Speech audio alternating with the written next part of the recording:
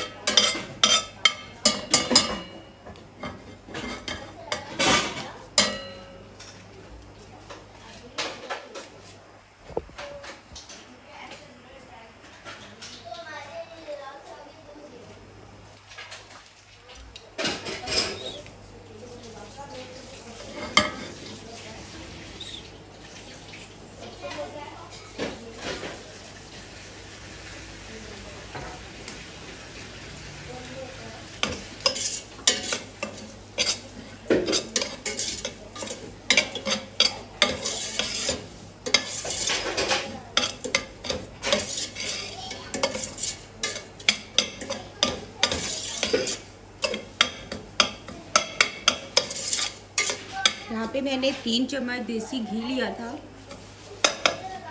इसमें 3 अदद मैंने सब्ज़ इलायची तोड़ के डाली, उसको मैंने हल्का सा फ्राई कर लिया। अब मैंने यहाँ पे 4 चम्मच सूजी ली है। आटे से बनाए तो बहुत ज़्यादा अच्छा है। जिनको आटा नहीं पसंद वो सूजी डाल लें, असर इसका सेम ही होगा। इसको हम गोल्डन ब्राउन करेंगे और बिल्कुल धीमी आंच पे हम इसको बनाएंगे, ताकि हमारी सूजी जो है ना वो जलनी नहीं चाहिए। जल गई तो उसका असर वो ख़त्म हो जाएगा। इसको हमने जलने नहीं देना। इसी तरह हम बिल्कुल धीमी आंच पे पकाएंगे, इतनी सी।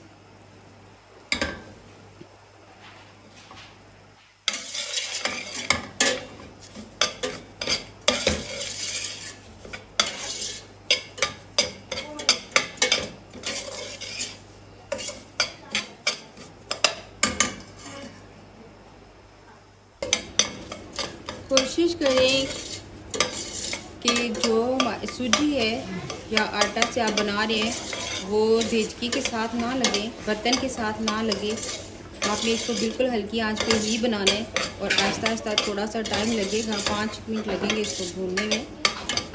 जब ये इसकी खुशबू खुद ही बता देगी कि ये भून चुकी है।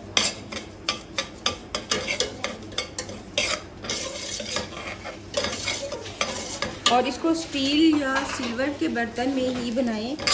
कोशिश करें कि नॉन स्टिकी बर्तन में आप ना बनाएं।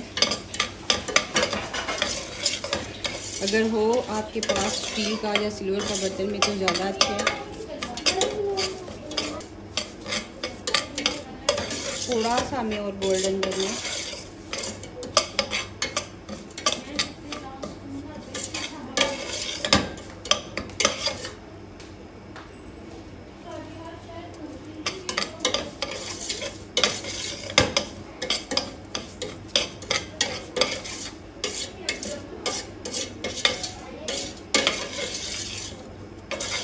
आपने इसी तरह बराबर चलाना है ताकि हमारा जो सूजी है वो इक्वल पके, जले नहीं और देचकी के साथ बिल्कुल भी नहीं लगनी चाहिए। जलना तो बिल्कुल भी नहीं इसको चाहिए, वरना टेस्ट भी खराब हो जाएगा। बस तो हमें इतना ही इसको गोल्डन करना है, बहुत ज़्यादा नहीं करना।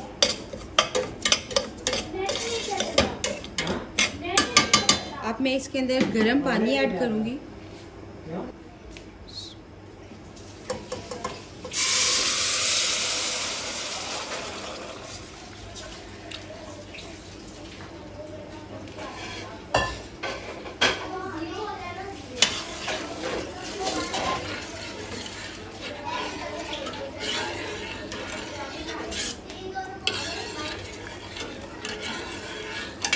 इसको हमने इतना पतला रखना है जैसे हम बनाते हैं ना चाय की तरह इसको हमने पीना है। इसको हमने हलवे की तरह नहीं पकाना।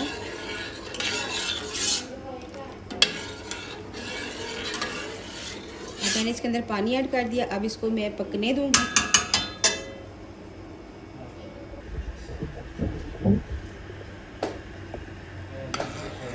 जब मैं सूजी को भून रही थी तो मैंने बिल्कुल इसको स्लो फ्लेम पे पकाया था। अब भी मैंने इसके अंदर जब पानी डाला है तो थोड़ा मीडियम फ्लेम कर देंगे हम इसको, और इसको हम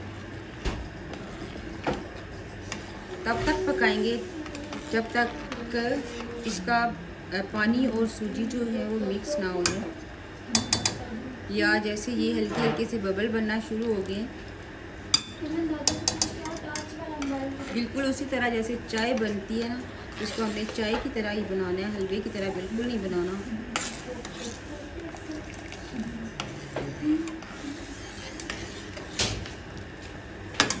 अभी हम इसको 2 मिनट और पकाएंगे।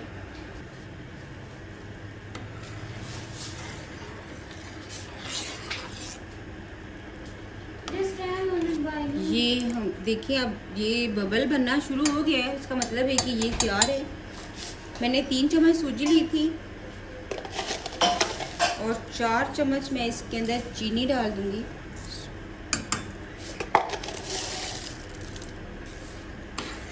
अगर आप इसके अंदर शक्कर या गुड़ ऐड करते हैं तो सोने पे सुहागा होगा। जिनको शक्कर और गुड़ नहीं पसंद वो चीनी ऐड कर लें। वो बराबर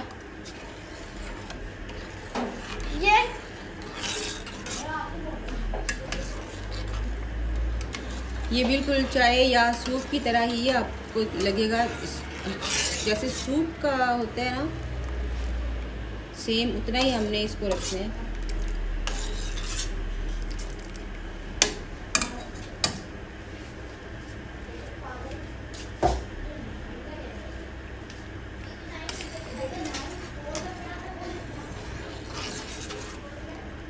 यहाँ पे चीनी में चेक कर रही हूँ।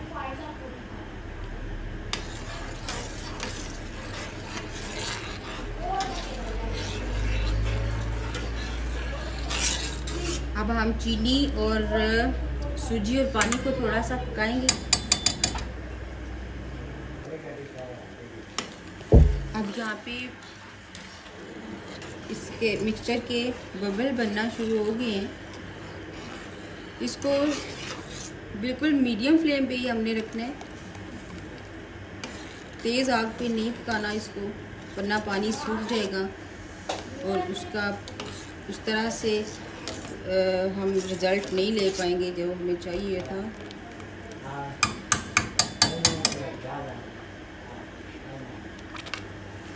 अब इसके अंदर मैं ऐड कर दूंगी नारियल कद्दूकस किया हुआ, सौंफ का 1 चम्मच भर के, बादाम मैंने मोटे मोटे कूट लिए थे और थोड़े से कद्दू के बीज भी मैंने इसमें ऐड कर दिए।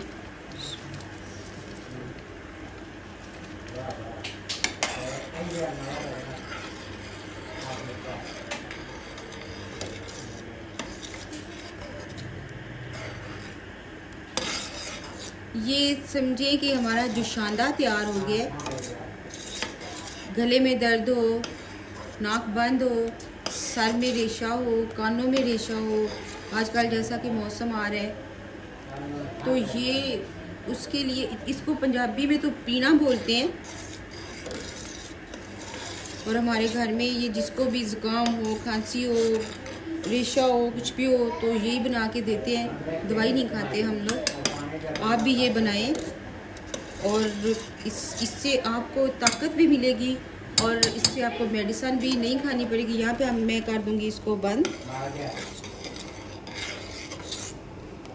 इसको हमने बिल्कुल इसी फॉर्म में रखना है जैसे सूप होता है, या जैसे सूप की तरह ये इतना ही होता, चाहे तो बहुत पतली होगी। ये जुशांदे की तरह आपने इसको पीना है, बिल्कुल जुशांदे की तरह पीना है।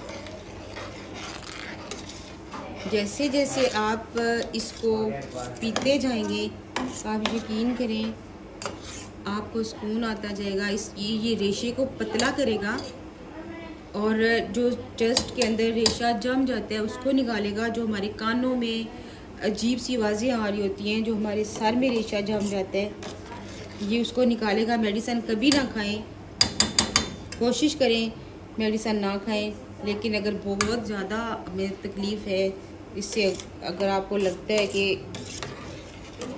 हफ्ते से ज़्यादा हो गए हैं, तो फिर तो मेडिसिन लें। लेकिन हम लोग फ्लू में, खांसी में, ज़ुकाम में कभी मेडिसिन नहीं खाते। मेरे अब्बू, मेरी अम्मी, मेरे नाना, दादा वो यही बना के खाते हैं और इससे जिस्म को भी ताकत मिलेगी, दिमाग को भी ताकत मिलेगी और इससे रेशा भी जो है ना वो आहिस्ता आहिस्ता, एकदम से नहीं कि हमने ये पिया और रेशा निकल गया, नहीं, ये रेशे को पतला करेगा और आहिस्ता आहिस्ता रेशा जो है ना वो निकलना शुरू हो जाएगा। तो कैसी लगी आपको ये मेरी देसी रेसिपी? ये यकीन करें ये ऐसे ही है जैसे सोने पे सुहागा होता है ना, ये आप खाएं बल्कि पिए, तो फिर आपको खुद ही रिज़ल्ट इसका पता चलेगा और आप मुझे कमेंट कीजिएगा। अल्लाह हाफिज़।